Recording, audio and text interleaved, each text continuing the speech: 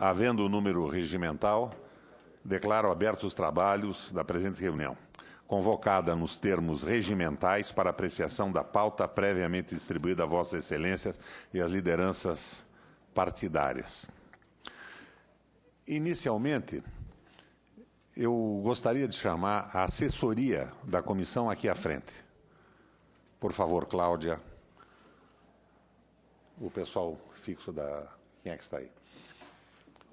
A moda de uma comunidade eclesial de base, eu queria que a assessoria se apresentasse ao conjunto dos parlamentares. Esta assessoria, ela não é assessoria do presidente, nem dos vice-presidentes, é assessoria da comissão.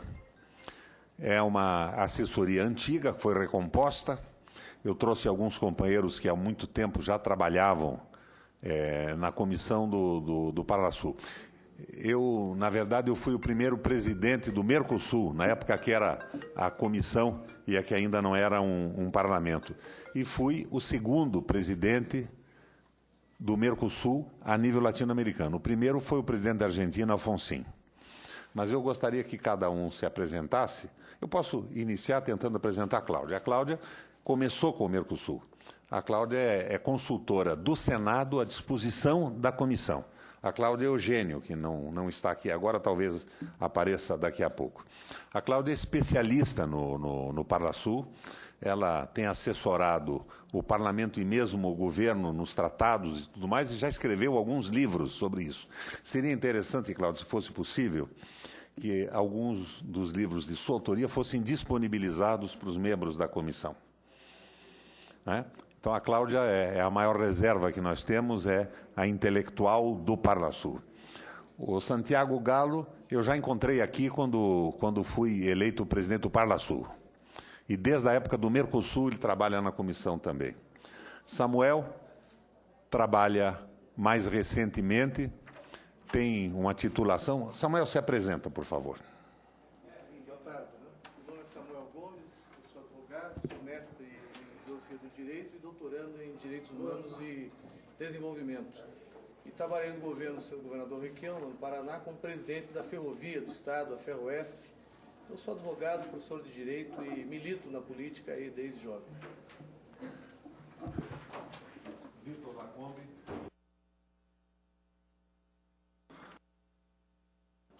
O Vitor Lacombe é um quadro antigo do Congresso Nacional. Ele foi, durante décadas, assessor de comissões na Câmara e também no Senado. O Gustavo é economista do BRDE. BNDES. O Gustavo trabalhava no Itamaraty. Ele assessorava o Samuel Guimarães, que era o segundo cargo do Itamaraty. Economista, especialista também, hoje, nesta economia que abrange o Mercosul. Antônio, os seus meninos. Eu tenho aqui o Luiz Cláudio, especialista em regimento interno da Câmara, professor com diversos livros sobre o processo legislativo da Câmara. A Iana, da área de Relações Internacionais, também servidora concursada da Câmara. O Fernando Leão, servidor da Câmara também, e trabalha no Departamento de Comissões há mais de 10 anos. A Beth está comigo há 12 anos, também concursada, veio do Itamaraty, já de uma área que tinha relação com a representação. E eu, Antônio, servidor de carreira da casa, estou há 18 anos na representação. O Euclides, né, que não está aqui. Cláudia, por acaso o Euclides não está aqui, acho que foi um problema de convocação. O Euclides também é um consultor do Senado, concursado, que trabalha desde a época do Mercosul. Cláudia, diz quem é o Euclides. Ele é muito qualificado na área de orçamento, principalmente. É consultor de orçamento do Senado Federal, já há muitos anos. O Euclides tem colaborado com o Parlasul, inclusive na redação dos regimentos internos e tudo mais. Então, como é que funciona esta assessoria? Ela funciona da seguinte maneira. Qualquer demanda dos senhores deve ser encaminhada à mesa. e a assessoria está à disposição dos trabalhos referentes aos problemas da comissão. Nós temos ainda, estamos tentando fazer uma seleção, uma vaga para um jornalista que apoiará a comissão trabalhando na internet, na página e tudo mais. Nós estamos discutindo ainda e tentando selecionar uma pessoa que tenha informação a respeito do Parlasul e que possa ser contratada. São os comissionados. Nós temos um grupo que é funcionário de carreira do Senado e da Câmara, e outros são comissionados contratados pela presidência da comissão. Eu recebi uma indagação por escrito sobre como foi feita a seleção dos membros do Parlasul que representaram o Brasil e representam o Brasil na Eurolat. Essa é uma prerrogativa do presidente da comissão. Eu tentei escolher um grupo ainda antes do Parlasul se constituir aqui no Brasil. Nós estávamos atrasados para isso e nós tínhamos que comparecer à reunião da Eurolat na Europa, em Bruxelas, que iria eleger o presidente latino-americano da Eurolat. A Eurolat funciona com 28 países europeus e 27 países, se não me engano, sul-americanos, mais o Caribe. Então, eu tinha feito essa seleção previamente. Eu tentei criar um leque que contemplasse uma série de partidos e pessoas que já tinham alguma experiência. E quero dizer a vocês que nós fomos muito bem sucedidos. Pela primeira vez, o Brasil ganhou a presidência da Eurolat. Com o apoio desses companheiros que foram a Bruxelas, nós colocamos uma candidatura avulsa, porque haviam colocado em nome do Parlasul uma outra candidatura, da qual nós não tínhamos sido avisados nem informados. Eu coloquei a minha candidatura nessa disputa e eu fui eleito presidente da Eurolat por 2 anos. A Eurolat conta também com a participação do Parlatino. O Parlatino indicou 2 deputados e a mesa da Câmara não deu licença para viajar a um e o outro desistiu. Na gestão passada, que o deputado Milton Lima presidia a comissão do Parlasul, nós tínhamos 3 deputados e 1 senador. Eu inverti desta vez uma decisão pessoal da presidência e também por necessidade operacional. Nós temos 1 deputado e 3 senadores na comissão. Agora, existe para a Câmara a abertura do Parlatino, mas nós temos que fazer que o Parlatino converse com a presidência da Câmara para que os deputados sejam liberados para participar da Eurolat. Se nós tivéssemos uma delegação maior, a nossa briga pela presidência da Eurolat teria sido bem mais fácil e bem mais simples.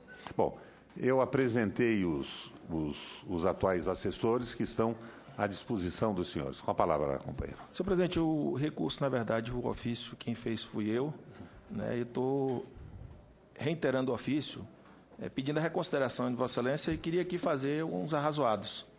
Né?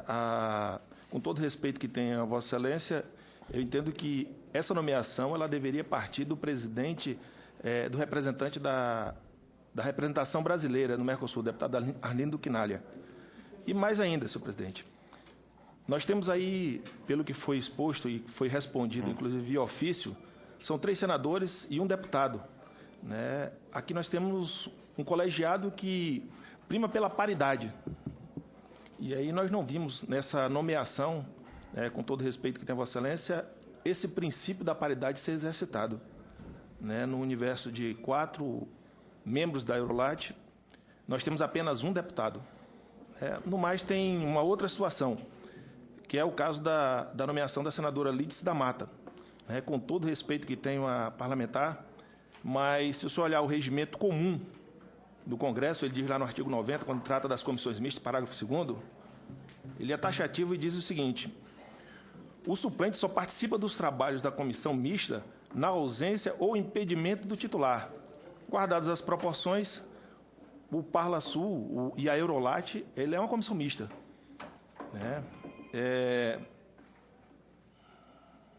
Tem mais, a resolução número 1 de 2011 do Congresso Nacional dispõe sobre a representação brasileira no Parlamento do Mercosul e, em seu artigo 9º, parágrafo 2º, determina que, na impossibilidade do comparecimento às reuniões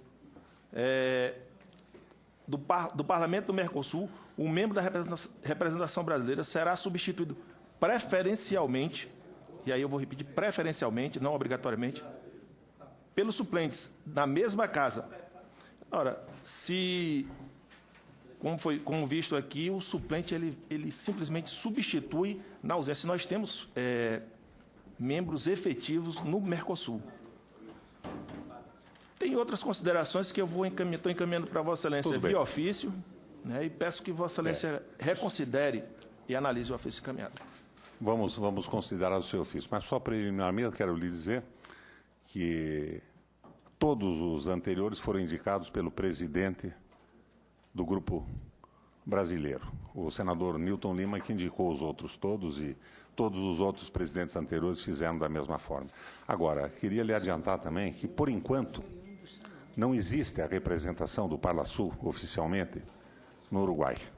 O companheiro Chinaglia foi eleito aqui por indicação nossa, representante na mesa, mas como o Parlasul não se reuniu ainda, é só uma indicação.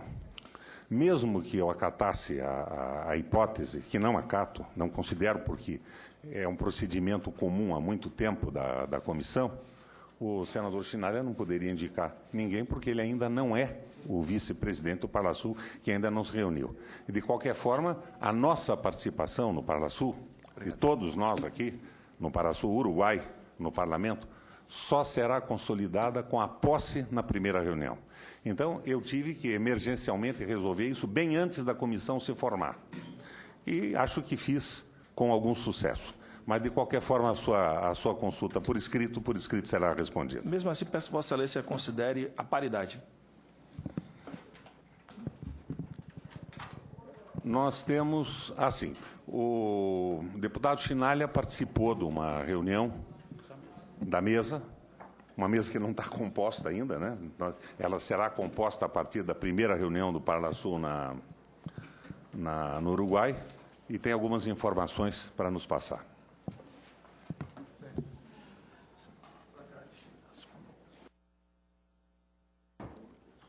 Houve uma reunião há umas 3 semanas atrás no Uruguai,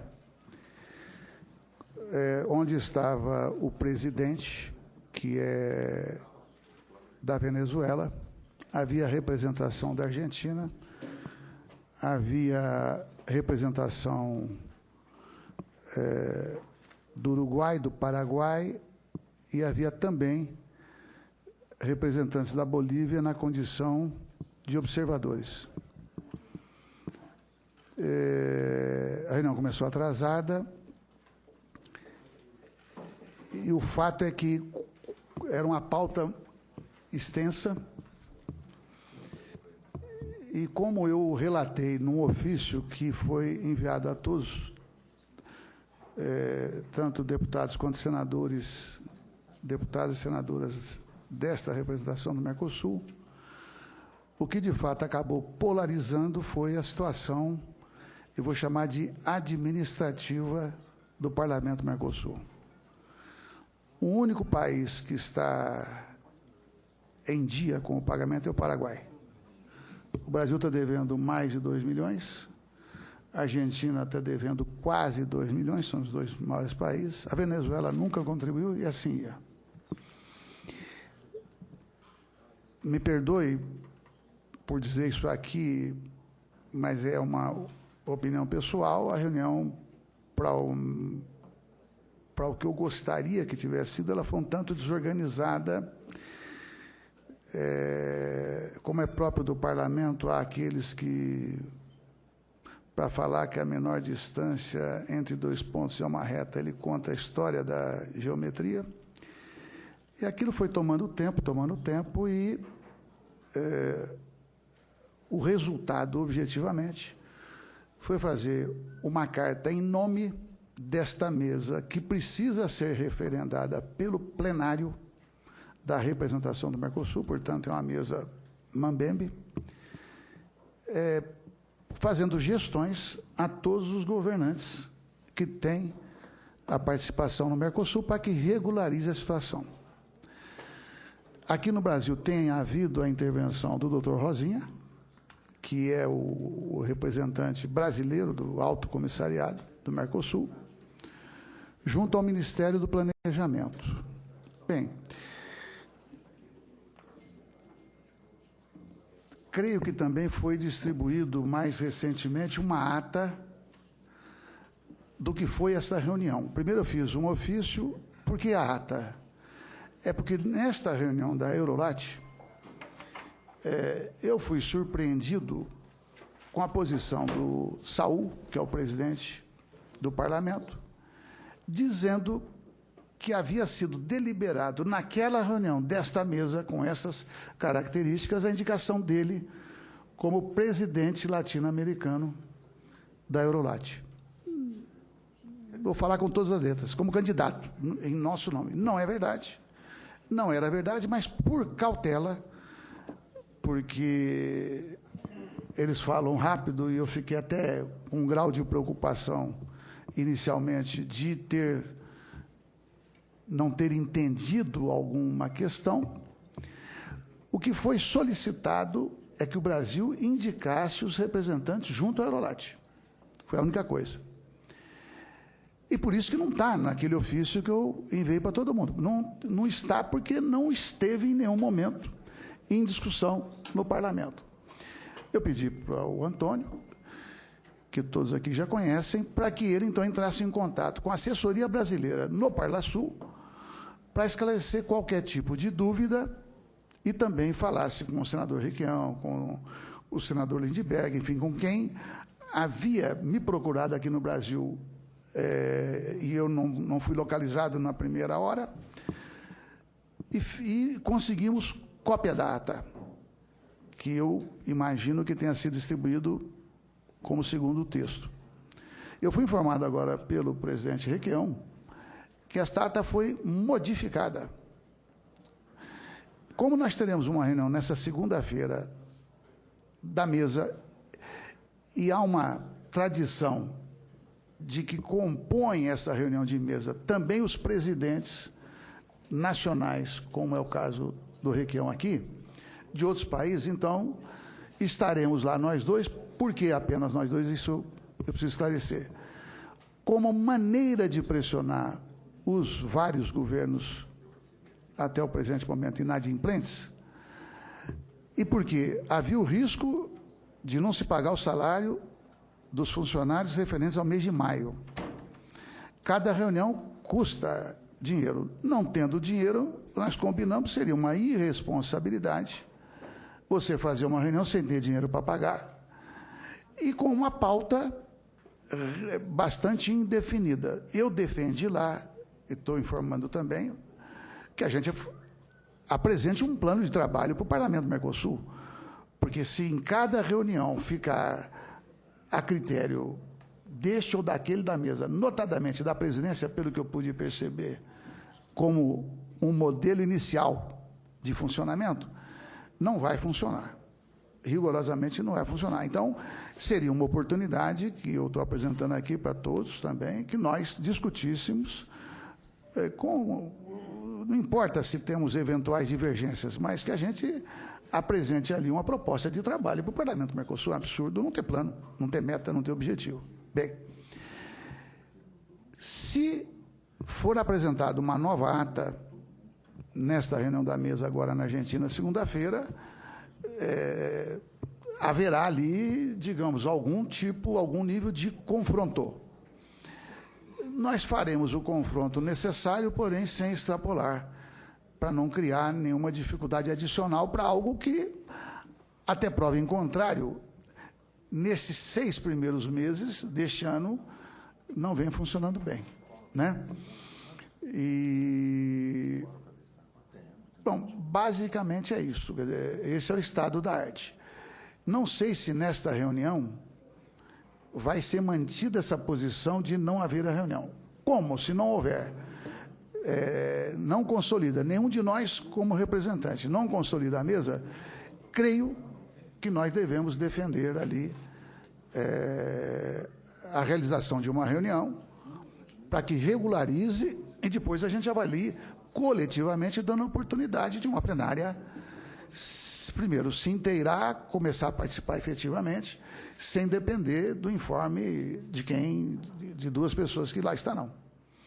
Eu até gostaria de ouvir o Requião, mas eu vou ouvir, não sei como é que vai ser a dinâmica, vocês também, porque se nós formos esperar que todos os governos inadimplentes paguem, pode ser que demore mais do que a gente gostaria. Então, e se houver alguma pergunta, tanto do Requião quanto de qualquer deputada, senadora, deputados e senadores, no que eu puder, esclarecerei.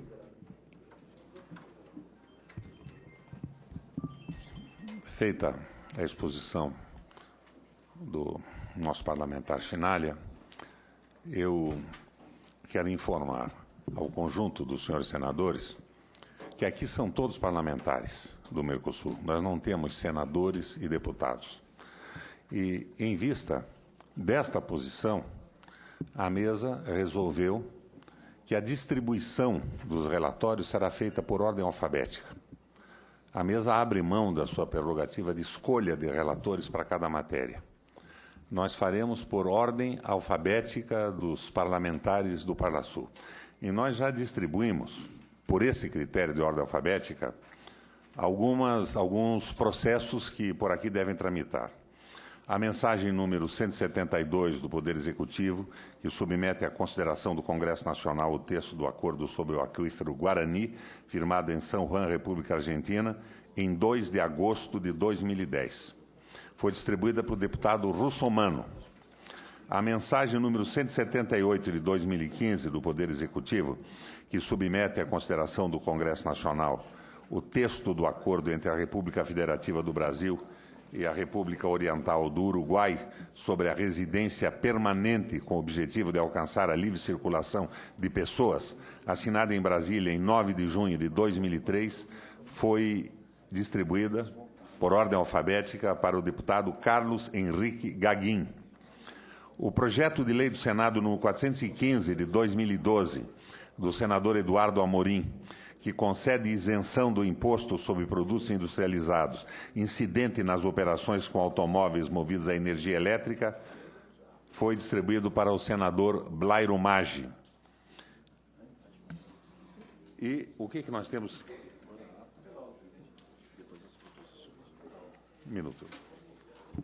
Pela ordem. O senhor acabou a listagem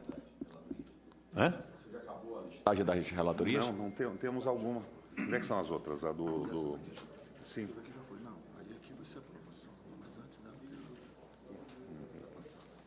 O secretário está me pedindo para colocar em discussão a ata. E eu estou me colocando, porque não houve a reunião passada. Não é? A reunião da eleição. Mas, presidente, é só uma questão, só para entender o processo, nenhuma reivindicação, inclusive. Mas, como o senhor falou que está fazendo a distribuição por ordem alfabética, eu não entendi. Começou pela letra C? Não, você está pegando o nome parlamentar e eu estou pegando o nome de batismo de cada deputado. Como? O nome de batismo de cada deputado. Eu solicito à secretaria que ofereça a relação dos deputados e o nome deles a todos os parlamentares da comissão. Perfeitamente. Nós temos que aprovar a ata da nossa primeira reunião, que foi da eleição, porque nós não tivemos a segunda. Eu proponho que a ata seja dispensada de leitura. Se os senhores parlamentares concordam... Posso pedir a dispensa da leitura da ata? Tudo bem. Então, o senador, o deputado... Ainda não, deputado Jean Willis. O aspirante a senador da República... Também ainda não. Pediu a dispensa da leitura, eu coloco em consideração dos senhores parlamentares. Aprovado, e os que concordam com a ata permaneçam como estão, os contrários se manifestem. Aprovado. Nós temos uma devolução de processo. Como não? Me dá aqui um somzinho. Você tem que apertar aí. Já apertei, agora deu. Não, é que, através do Antônio também, até é bom para nós, foi solicitado, nós havíamos conversado, eles mandaram a pauta e mandaram a ata da reunião passada. A ata está enviada mais recentemente, exatamente tal qual foi distribuída por nós aqui. Reverteram aquilo que eventualmente havia qualquer dúvida, vamos dizer assim. Dos processos distribuídos, nós temos a devolução e vamos colocar para discussão e votação. Nós temos quórum, temos 21 parlamentares na sessão, um relatório favorável nos termos do projeto de decreto legislativo que apresenta o parlamentar AVC, Antônio Carlos, ACV, Antônio Carlos Valadares. Valadares, com a palavra. Trata-se da mensagem número 387 de 2014 do Poder Executivo, que submete à consideração do Congresso Nacional o texto da decisão número 2 de 2012 do Conselho de Chefes e Chefas de Estado e de Governo da União de Nações Sul-Americanas, que decide aprovar o Estatuto do Instituto Sul-Americano de Governo em Saúde, no âmbito do Conselho de Saúde Sul-Americano, adotada na Cúpula de Lima em 30 de novembro de 2012. Por economia processual, passemos ao parecer, na página 5. A criação do ISAGS, com sede no Rio de Janeiro, foi proposta pelo Brasil em 2009. A ideia era de que o referido instituto aproveitasse a experiência de instituições nacionais como a Fundação Oswaldo Cruz, Fiocruz, e o Instituto Nacional do Câncer.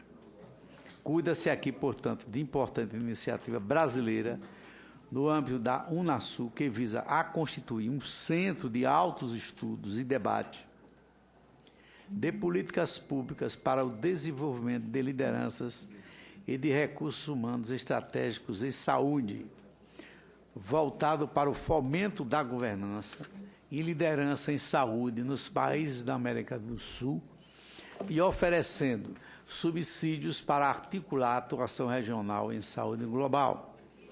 Cabe assinalar que a presente decisão deve ser incorporada ao ordenamento jurídico interno brasileiro, a fim de garantir o pleno funcionamento do ISAGS, particularmente no que tange às contribuições financeiras dos Estados-partes. Em vista de todo o exposto, manifestamos o nosso voto favorável à aprovação do texto da decisão número 2 de 2012 do Conselho de Chefas e Chefes de Estado e do Governo da União de Nações Sul-Americanas, que decide aprovar o Estatuto do Instituto Sul-Americano de Governo em Saúde, no âmbito do Conselho de Saúde Sul-Americano, adotada na Cúpula de Lima, em 30 de novembro de 2012, na forma de projeto legislativo em anexo.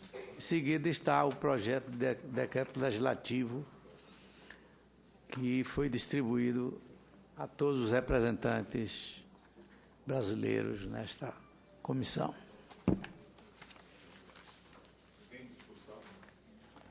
Em discussão, o relatório do parlamentar Antônio Carlos Valadares.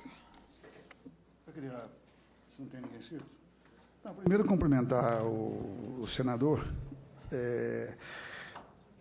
Evidentemente que o assunto é relevante. Eu só queria chamar a atenção quando fala dos recursos para financiamento.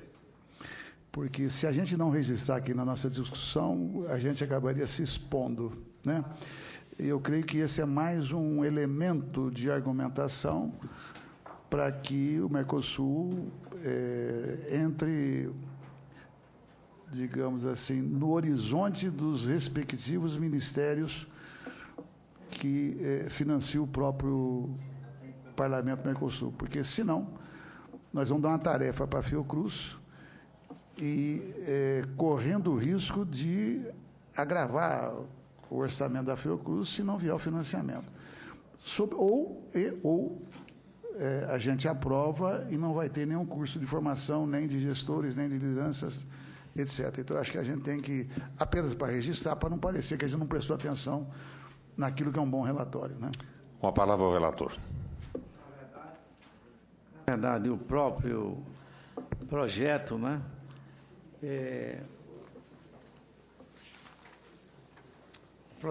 projeto de decreto legislativo, no seu parágrafo único, artigo 1º, diz que ficarão sujeitos à aprovação do Congresso Nacional quaisquer atos que alterem o referido texto daquele acordo, bem como quaisquer outros ajustes complementares que, nos termos do artigo 49, inciso 1 da Constituição Federal, acarretem encargos ou compromissos gravosos ao patrimônio nacional. Então, na verdade, eu acho que a gente aprovando aqui é mais um ponto de pressão para que os governos atualizem as finanças anteriormente comprometidas, não é, com o Mercosul. Continue a discussão. O relatório do senador Antônio Carlos Valadares. Não havendo quem queira discutir, em votação. Os parlamentares que aprovam permaneçam como estão, os contrários se manifestem. Aprovado por unanimidade. Eu gostaria de submeter ao plenário um procedimento interno para o bom funcionamento da nossa comissão. A minha proposta é a seguinte: indicado um relator por ordem alfabética, ele passa a ter 60 dias para apresentar o relatório.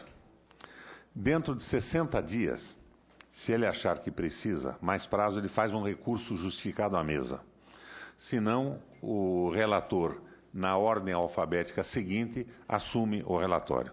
Isso vai evitar que nós tenhamos relatórios parados aí 6 meses, 1 ano. Eu acho que 60 dias é um prazo extremamente generoso. Em discussão, a proposta da mesa. Não havendo discussão, em votação.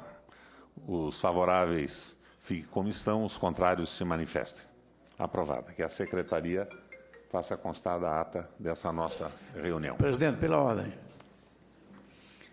Com referência à participação dos governos nacionais nas finanças do Parlamento do Mercosul, quais as providências que estão sendo tomadas junto ao governo brasileiro para pagar o que deve?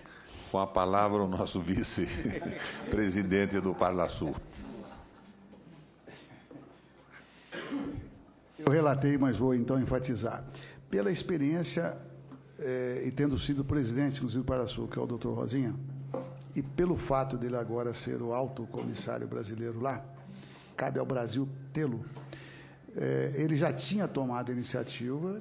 Quando eu estive lá no Uruguai, ele esteve presente, então nós trocamos ideia. Eu avaliei que, com a carta e uma interferência dele naquele momento, não havia recado mais enfático. Agora, pelo estilo carinhoso do presidente Requião, o meu nem tanto, em nome desse coletivo, talvez nós devêssemos avaliar ou uma ida de uma representação junto ao Ministério do Planejamento, Fazenda, onde couber, para relatar, porque é uma situação, de fato, desagradável, que tira a autoridade da nossa representação, na minha opinião. Acrescentar que o Brasil não está cumprindo com os compromissos internacionais, pelo menos em relação às instituições que fortalecem o parlamento e a democracia na América Latina. Eu quero também registrar que estive no Panamá como um dos membros do nosso parlamento brasileiro, participando de uma reunião do Parlatino. O Panamá, que é um país pequenininho, quase do tamanho de Sergipe, contribui com $1 milhão e ainda tem uma sede lá, que foi transferida de São Paulo para a cidade do Panamá. E adivinha quem está devendo e não paga? O Brasil. A China. O Brasil. A China que está financiando tudo. A China está participando ativamente, inclusive não é membro do Palatino, e estava lá presente ajudando a financiar o funcionamento da democracia na América Latina. Senador Valadares, há uma diferença substancial entre o Parlasul e o Parlatino. O Parlatino é uma associação civil de parlamentares, não são os parlamentares brasileiros indicados pela Câmara e pelo Senado que participam do Parlatino, são os sócios que contribuem mensalmente com uma quantia, R$100. Eu, como Vossa Excelência, eu sou membro do Parlatino. Eu também. Contribuo. Não é exatamente a mesma coisa. Agora, os governos têm contribuído. Mas não é exatamente a mesma coisa. Inclusive, teve uma época em que o Congresso brasileiro deixou de considerar o Parlatino e deixou definitivamente de bancar participações. Não está acontecendo mais isso. Nós tivemos o problema agora do Parlatino na Eurolat, que não foi representado por parte dos indicados pela Câmara. E foi apenas a senadora Vanessa Graziotin, financiada e bancada pelo Senado da República. Na última hora, ela cobriu. E o Parlatino tem o mesmo número de representantes que o Parlasul. Pode indicar, se não me engano, Antônio, 4 membros, não é isso? Pode indicar 4 membros. E são membros definitivos, permanentes, tomam posse lá. Mas eu queria fazer uma proposta para a comissão. Como primeira medida, Chinalha, para que a gente não entre pessoalmente nessa briga, nem com a minha simpatia conhecida, nem com a sua violência institucional, que nós aprovássemos nessa comissão um ofício para o Ministério do Planejamento, pedindo que nos informe imediatamente as providências que está tomando para as verbas necessárias ao funcionamento do Parlasul. Presidente, com a devida vênia, eu vou mais adiante. A proposta do senador, dos deputados Sinagler, talvez seja mais objetiva. Uma comissão, presidida por Vossa Excelência, pelo nosso vice, levando esse ofício. Sim, tudo e bem. Cobrar pessoalmente. A minha proposta é exatamente Era a mesma igual proposta. a que o senador acaba de fazer. Eu acho que realmente... Seja feito o ofício e seja enviado pelo vice-presidente. Uma comissão. Esse fato, presidente, eu me proponho de dívidas acompanhá-lo do Brasil em relação aos órgãos internacionais e às suas próprias representações está se transformando em um fato que representa muita vergonha para o Brasil.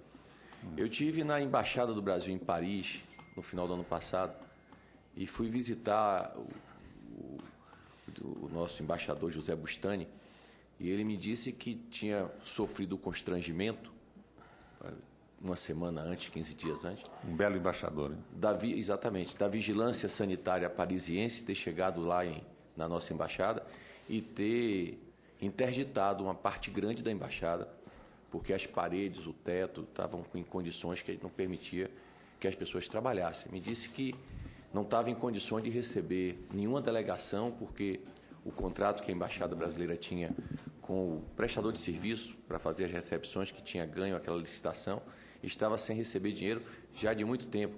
Então, isso realmente demonstra uma situação muito ruim e eu acho que, por isso mesmo, a nossa presença física no Ministério do Planejamento irá ajudar a que a gente possa resolver o assunto do Parlasul. Perfeito. Só uma informação, se vocês me permitem passar ao plenário. O Itamaraty está com cortes orçamentários, mas a desordem salarial do Itamaraty ela é muito semelhante à desordem salarial da Câmara e do Senado. Vocês sabem, por exemplo, que no gabinete de um senador, um office boy de carreira ganha R$15 mil e um terceirizado ganha R$800. É evidente que temos aí duas coisas irrazoáveis: o valor do office boy de carreira e a miséria do salário pago a um terceirizado. Por exemplo, no Uruguai, o motorista de carreira da nossa embaixada ganha $6 mil mais $3 mil de ajuda de custo para apartamento, $9 mil. É mais do que ganha um deputado, um senador, ou pelo menos é antes dessa última alteração que nós tivemos. Então, há essas defasagens também. Mas o corte de despesa do Itamaraty é um corte de despesa geral do orçamento brasileiro num momento de grande dificuldade. Eu acho que a gente pode conversar com o planejamento sobre isso, mas muita gente está conversando, inclusive o Itamaraty. E nós temos outras distorções, né? Nós temos embaixadas simplesmente maravilhosas, com 16 cozinheiros e serviçais em prédios absolutamente incríveis, outras precaríssimas. Há um desequilíbrio, é parecido com o desequilíbrio do gabinete dos senadores. Nós temos verdadeiros latifúndios e gabinetes pequenos. Então, eu queria fazer uma modos em rebus. Viu, Reguião, presidente, a informação a conferir é que a própria presidente Dilma teria orientado no sentido de que, no que refere ao Parlasul, deveria ser atualizado. A minha preocupação ao fazer esse comentário é que nós aqui somos do Parlasul. Não nos cabe, numa comissão, dizer o que cada um vai dizer.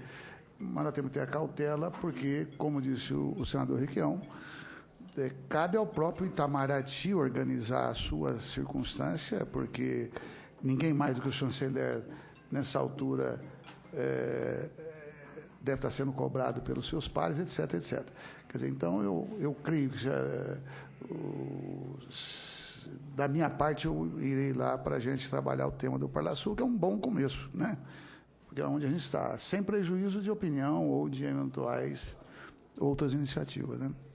O presidente Quinalha já tem o valor que o Brasil está... Em torno de 2 milhões. Tá? 2 milhões.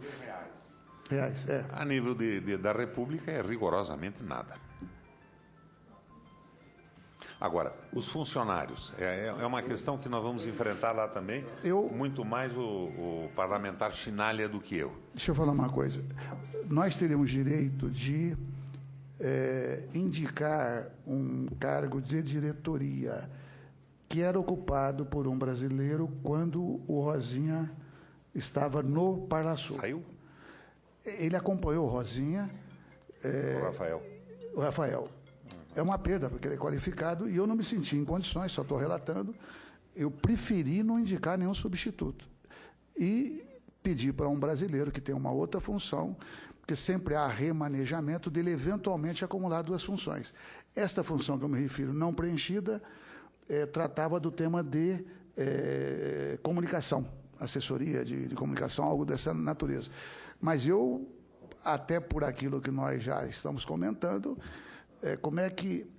por que fiz também, para deixar bem claro? É que com essa situação não me parecia prudente o que também vem sendo feito no Parlasul. Não pagamos em momento. Não. Acho que eu fiz o correto de não indicar. O problema é que tem gente que não está pagando, ou que nunca pagou, e que está nomeando todo mundo lá.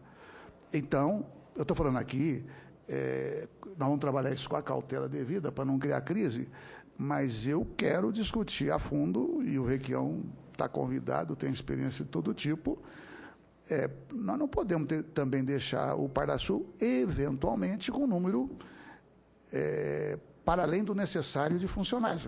Eu não conheço ali ainda. Eu não conheço e não gostei muito, vamos colocar nesses termos. O parlamentar Renato Moura pediu para falar, mas antes, Renato, só deixa eu fazer uma espécie de uma parte aqui ao Arlindo Chinalha. Os salários do Parlasul são muito modestos. É praticamente impossível contratar um quadro de bom nível brasileiro que se submeta a esse salário porque não vai conseguir morar no Uruguai. Agora, há uma reivindicação que eu tenho combatido, nós estávamos conversando sobre isso agora há pouco. Há uma reivindicação dos funcionários e do próprio Rosinha de criar um quadro definitivo estável. Eu me opus pelo seguinte: a mesa do Parlasul muda, o vice-presidente muda, e eu acho que essas assessorias parlamentares têm que ser nomeadas e têm que ser fiéis e qualificadas para quem está exercendo a direção da mesa em determinado momento. Eu acho que até nós podemos considerar a discussão do salário do pessoal, mas essa história de quadro de carreira dá estabilidade à carreira e desmonta a própria sobrevivência do Parlasul, que nós passamos a não ter um atendimento que corresponda à visão que tem a mesa, a máquina partidária. Por exemplo, o exemplo é o que o deputado Chinalha está dizendo agora. Ele assumiu a vice-presidência e não está gostando do que está vendo lá. Agora, se for todo mundo perenizado como estatutário, não muda nunca mais. Eu acho que tem que ter um bom salário compatível com o cargo. Tem algumas vantagens. O nosso pessoal contratado é considerado pessoal diplomático. Pode, por exemplo, comprar um carro sem imposto no Uruguai. Mas com o salário que ganham, tem que comprar o carro com outro tipo de rendimento. Eu não vi ali altos salários do pessoal brasileiro. São baixos. O que eu me refiro é que a sensação que eu tive com o que eu ouvi é que tem havido nomeações sem a cautela devida com o orçamento. Então, entre o justo e o que cabe no orçamento, às vezes vai uma distância. E se não for o justo, pior ainda. É essa a questão. Vamos discutir isso. E eu acho que tem que conversar. E há exemplos, até para reforçar, porque às vezes tem muito discurso do funcionário de carreira. Eu já fui presidente da Central Única no estado de São Paulo. Eu era presidente do sindicato e lá, toda vez que mudava a direção, todos os funcionários colocavam o cargo à disposição. Porque eles não eram apenas funcionários, eles estavam ali, eles se davam uma dimensão política superior. Hoje não existe mais. Mas só para ter como referência, por quê? A responsabilidade é de quem indica. Se amanhã as coisas derem errado, não é do funcionário, é de quem indicou. É o corolário de você, então, já que não vai ter carreira, ou se vai ter alguns apenas, a cobrança tem que ser em cima de quem comanda. Renato Molin. Acho que essa questão da nomeação por concurso, acho que teria que esperar até ter as eleições para todos os parlamentares do Mercosul. Aí sim, eu acho que teria que criar algo mais estável. E essa situação agora, por exemplo, eu acho que teria que ter alguma penalidade, né? Porque, pelo que eu sei, a Venezuela está nomeando gente lá e nunca contribuiu e não tem penalidade nenhuma, né? Então, bom, daqui a pouco vai estar os funcionários tudo da Venezuela não contribuem e fica assim sem penalidade, sem critérios também. Acho que é uma questão que tem que ser discutida, ou aqui ou lá, não sei, acho que é mais lá. E há uma pressão muito grande. Na última reunião, Sinalha, tinha uma pressão do presidente uruguaio para usar um fundo. Existe um fundo, que é um fundo, uma espécie de um fundo de garantia dos funcionários. E eles queriam que nós adiantássemos qualquer coisa como 1 ano, 2 anos do fundo para os funcionários já registrados e comissionados, e foi o Brasil que bloqueou isso.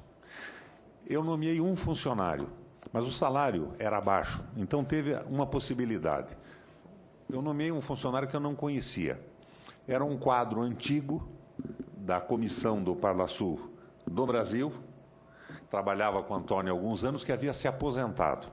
Então, ele tinha a memória do Mercosul e do Parlasul.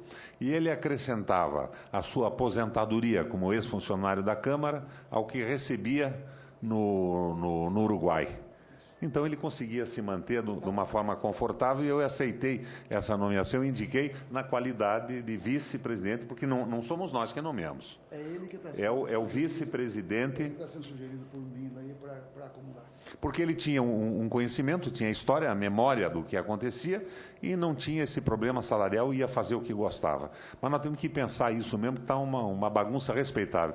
E para vocês que não foram lá ainda, nós recebemos do Uruguai o antigo cassino. O cassino funcionava até pouco tempo atrás na metade, ele foi retirado. Nós temos um prédio magnífico no Uruguai como sede do Parlasul. É um prédio realmente maravilhoso. Então, nós temos que ver como essas coisas acontecem. Eu já vi que estou pensando mais ou menos igual ao Arlindo, e a gente pode, num apoio mútuo, tentar resolver isso. Teremos reunião na próxima quarta-feira, onde nós traremos as informações da reunião da mesa, que será feita na Argentina, na segunda-feira, e colocaremos em votação algum projeto que tenha sido devolvido pelos senhores parlamentares. Para informação, eu falei sobre o que chegou à mesa agora e o que nós estamos distribuindo, por ordem alfabética. Mas nós já havíamos distribuído o projeto do senador Valadares, né? O Arlindo Chinaglia está com um projeto de autoria do Acir Gorgas, o Arthur Oliveira Maia, um projeto do parlamentar Aguinaldo Ribeiro, e o Blairo Maggi, um projeto do Eduardo Amorim. Além disso, o Henrique Gaguin, um projeto do Executivo, o Russomano, do Executivo, e Humberto Costa, um antigo projeto que autoriza o Poder Executivo a criar a Universidade do Mercosul, com sede no estado do Rio Grande do Sul, e dá outras providências. Eu, por exemplo, se fosse o relator, encaminharia contrariamente. Não tem recurso, é uma autorização, isso é uma barretada parlamentar sem nenhuma consequência. Pode transformar em indicação, não? É? Pode transformar em indicação? É, uma pedalada. Pedalada parlamentar. Ué, mas o relatório não pode transformar numa indicação? A questão é outra, me perdoe, Bené, com referência à indicação, eu estou dizendo de uma experiência que vem da Câmara por analogia. No momento em que a gente criar ou retomar a cultura da indicação, você imagina cada parlamentar querendo responder à sua base. Ele vai indicar tudo e mais um pouco, e você transfere para o Executivo a total responsabilidade, tanto de fazer quanto de não fazer. Usualmente de não fazer. Eu não acho, sinceramente, eu acho que o Parlamento brasileiro precisaria assumir mais a reflexão sobre o Estado. Nós estamos fazendo o Estado que é um puxadinho, né? Então, todo mundo defende tal ou qual categoria, tudo é aprovado e depois a conta não vai fechar. Né? Não deveríamos, então, ser um pouco mais responsáveis nas nossas proposições? Eu acho. Mas é um julgamento, né? Eu puxo para o meu lado. Né? Eu falei, eu acho. Uma experiência pessoal. Eu fui governador do Paraná por 3 mandatos. Ao lado da minha mesa tinha um triturador de papel só para indicações. Até que a própria Assembleia disciplinou essa matéria e deixou de fazer. Porque chegavam às dezenas. Senador Requião, só para... Vossa Excelência disse que recebemos como sede do Parlasul um antigo cassino? É isso? Nada mais significativo, né? Porque, na verdade, o Parlasul é um espaço de conversa. Eu acho ele extremamente importante para aparar arestas que existem entre os governos, entre as reivindicações de cada país. É um espaço de conversa. Mas nós não temos nenhum poder deliberativo. E, ultimamente, os governos brasileiros não têm dado nenhuma importância. Por exemplo, eu fui o vice-presidente do Parlasul durante um mandato, fui presidente anteriormente, e o governo federal nunca me convidou para uma reunião feita com os países que compõem o Parlasul. Parece que o Itamaraty tem um ciúme da gente simplesmente brutal, porque à medida que o parlamento avançar, as prerrogativas da diplomacia diminuem. Nós não somos muito apreciados pelo Itamaraty. Senhor presidente, não por todos, é evidente que temos exceções maravilhosas. Senhor presidente, agora eu tenho a palavra. Como não, senadora? Pois não. Senadora para fazer um comentário de que nós tivemos uma proposição em relação à Universidade do Mercosul, Faculdade do Mercosul, e foi um debate muito interessante que nós tivemos lá na Comissão de Educação, porque me parece, não sei desta indicação ou proposição com relação à instalação no Rio Grande do Sul, mas havia um interesse tal de que nós já tínhamos 3 países que se comprometiam, né, não tínhamos ainda decidido onde seria, mas de se colocar enquanto proponentes e à disposição de espaços nos seus respectivos países e que poderiam abrigar essa instalação da Faculdade do Mercosul. E foi levantado essa questão de que não teríamos recursos, mas eles ponderaram dizendo o seguinte, que todos esses países já existem universidades.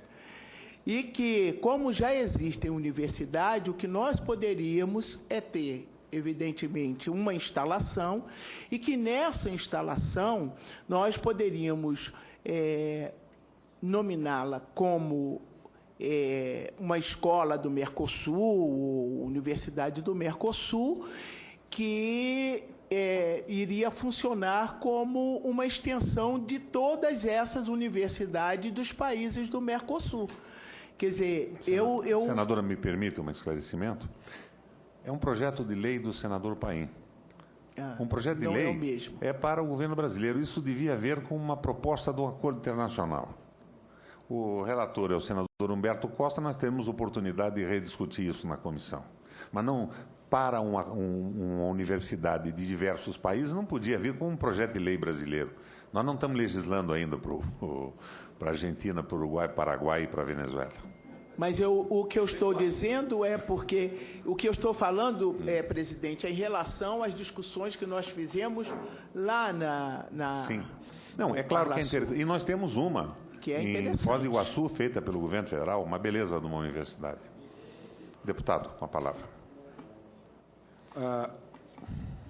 Senador Requião, que Vossa Excelência colocou agora, eu acho que o Chinaglia também, me preocupa pelo prestigiamento do Parlasul, que eu acho que quando surgiu o Mercosul era mais ou menos a ideia de nós tentarmos copiar a zona do euro.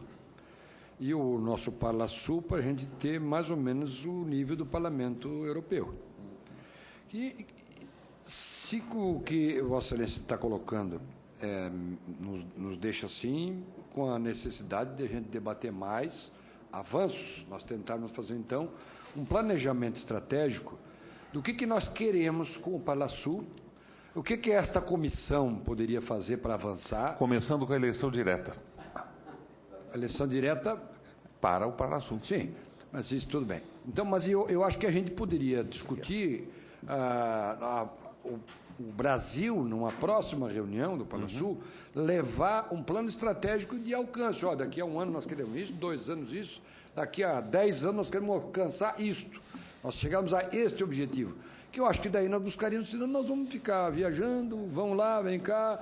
Eu acho que a troca de ideias ela é um amadurecimento, mas nós temos que alcançar um objetivo maior, que é ter o que eu vejo, que eu sempre pensei, você me deu uma esfriada aqui agora. Eu imaginei que o nosso objetivo era termos mais ou menos como tem o é a mesma Parlamento coisa. do Na euro. verdade, é a mesma coisa. Não tem discussão nenhuma lá? Não, é deliberativo e faz proposta. Mas a sua intervenção veio, como diria o Celso Antônio Madeira de Mello, calhou a fiveleta. Eu faço uma proposta para a deliberação dos senhores. Nós podíamos convidar para a próxima quarta-feira, uma vez que o interesse pela comissão já está demonstrado com a presença de vocês aqui, o Samuel Pinheiro Guimarães, o nosso segundo homem do Itamaraty, no governo Lula e vinculado, para falar sobre as possibilidades que nós temos no Parlasul, as discussões que nós podemos fazer. E o que a gente pode evoluir, né? Ficaria a mesa encarregada de convidar e nós teríamos que ver a possibilidade dele ou não. Se ele puder, nós teríamos a presença dele. Senhor presidente, apenas completando a sugestão do encaminhamento de Vossa Excelência, se pudesse ser não nessa quarta, na outra, porque a bancada do Nordeste, nós temos as festas juninas, e então, com certeza, então a proposta de ser na quarta superior pode ser. Nós lá do Sul vamos propor agora que as festas antoninas também fechem a Câmara Federal. Não, acho que eu apoio essa decisão, embora eu seja nordestino. Porque a gente não deve radicalizar. Mas, na verdade, as antoninas são juninas também, porque Santo Antônio é no mesmo mês. A reunião de quarta-feira você vai modificar. Eu acho perfeito. Para a próxima quarta. Então, vamos suprimir a reunião da próxima quarta-feira e marcar para a próxima quarta-feira. Não havendo mais nada a discutir. Requião, a título de provocação. Eu e o Chinaglia nos carregamos. Só uma observação, até porque ela é extemporânea, mas eu, ao longo desses últimos anos, eu venho ponderando quanto à inconveniência da eleição direta para o Mercosul. Sabe por quê? Se nós, que estamos no Parlamento Nacional, com essa ramificação, essa capilaridade toda, já sentimos a fragilidade do Parlamento Mercosul, eu fico imaginando alguém que é eleito por algo que a população de cada país com certeza não conhece.